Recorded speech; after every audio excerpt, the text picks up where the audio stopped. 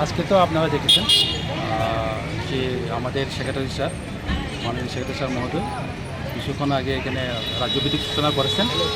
তো আমাদের যে রাজ্যে আমাদের এই 2024-এর যে টার্গেট আমাদের দেওয়া হলো গভর্নমেন্ট অফ ইন্ডিয়া থেকে 3,47,282 আমাদের টার্গেট, বাচ্চার টার্গেট। এবং আমাদের এখানে বুথ সংখ্যা হলো 3,473।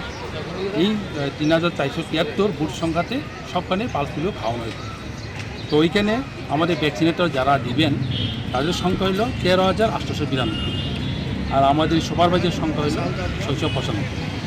তো সবাইকে আমি অনুরোধ করব তারা যাতে এই বুথগুলোতে যান, সকাল সকাল সবাই ওইখান থেকে পোলিও খাওয়াবেন আপনাদের বাচ্চাদেরকে।